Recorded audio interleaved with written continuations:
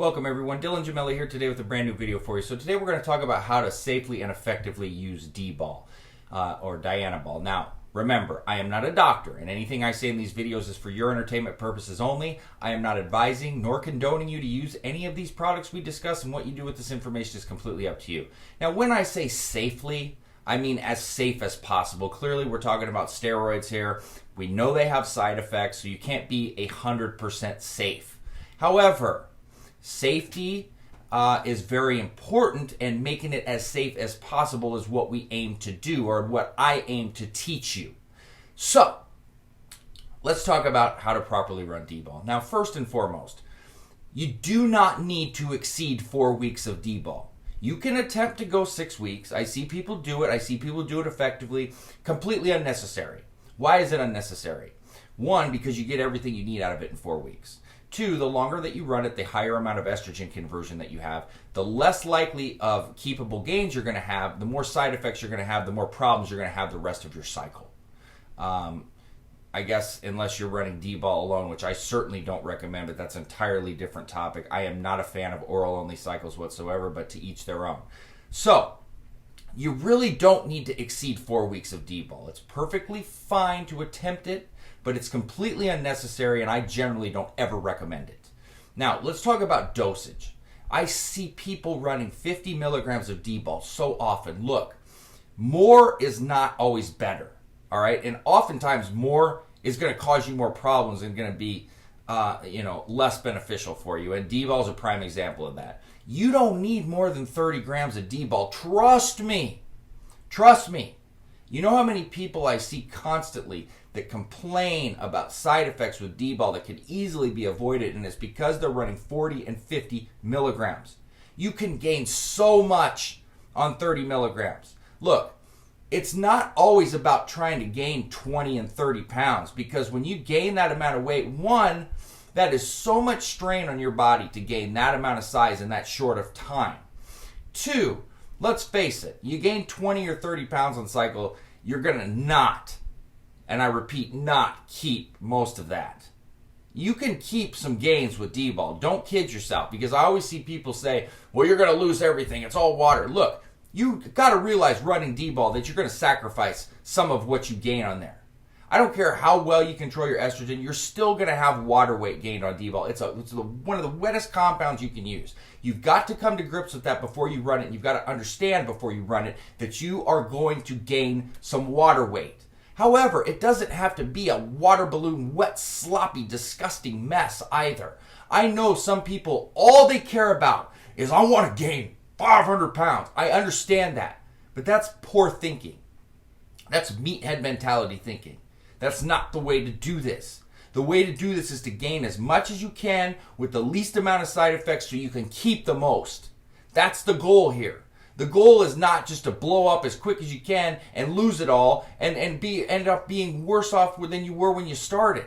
That's not rational thinking. That's ignorant thinking. It doesn't make sense. Okay? The goal here is to get as much as you can, right? Increase your lifespan or quality of life, not detract from it. So going over 30 milligrams is completely unnecessary.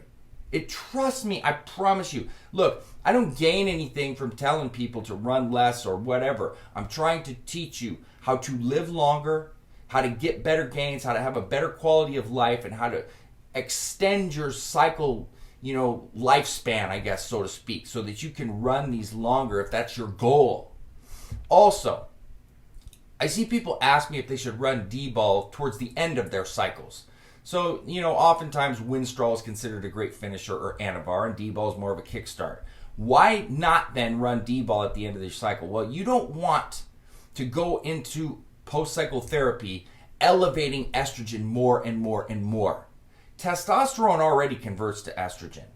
The last thing that you want to do is go into post-cycle with something like Dbol and having estrogen spike even more. Okay, let's face it, if you're running HCG towards the end of your cycle, HCG can also increase estrogen. So think about that. Test HCG and Dbol at the end of your cycle. All three of which convert to estrogen. It's not a good look. It's not smart. All right? Most people like to maybe possibly say they clean up their gains towards the end of their cycle with a Winstrol or Anavar. I don't like to say that, so to speak, but I guess, that's a concept that it is there, and it does help to maybe, help to strip off some of the excess fat gained or whatever else, or it at least helps in that regard to come down off of it. I don't ever recommend using Dbol at the end of a cycle for these reasons. You can do it, people always say, can I do this, can I do that? Look, you can do whatever you want. You can run 20 compounds at once. The question is, should you? Not can you. I can't tell you what you can and can't do. I'm not a dictator. I'm not your dad, but I'll tell you what you should do and what you shouldn't do, and you shouldn't run it at the end of your cycle. Perfectly, fine to kickstart. One of the most popular, if not the most popular kickstarts or compounds generally out there. I'm not a fan because I'm not a bulking guy. All right? I've used Dbol before and I felt amazing on it because it gives you that euphoric feeling, but it doesn't give me the results I want. Doesn't mean it won't give you the results you want. So if it fits your comfort level or what you're aiming for, it's fabulous. I don't knock Dbol. I just tell people it's not for me. But man, it does what it does, and it does it well. Strength, size, but you have to be aware of the side effects, and you have to be aware how to run it properly to get the most out of it without, setting yourself up for failure later. What is failure? Failure is having a ton of side effects and losing gains. That's failure. Success is at least keeping some things out of it, having a nice recovery and, making progress one way or another. So everybody's got their own way of doing things. I understand that. Some people think that I'm too conservative.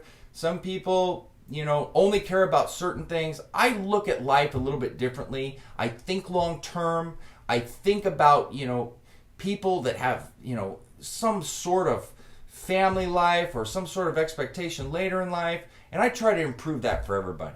So to each their own, but when you listen to my channel, you have to understand that I'm teaching quality of life, longevity, keepability. All right? And I'm always looking out for your health first.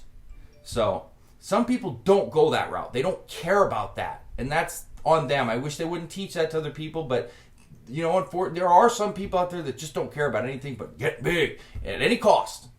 That's not, if you're listening to me and following me, then you probably don't have that mindset. So that being said, www.icearms.com/forums. I'm also on the Evolutionary Forum as well as the Elite Fitness Forum. You can email me, Dylan@icearms.com, and please don't forget to subscribe to the channel. That being said, stay tuned for plenty more to come. Dylan Gemelli, signing off.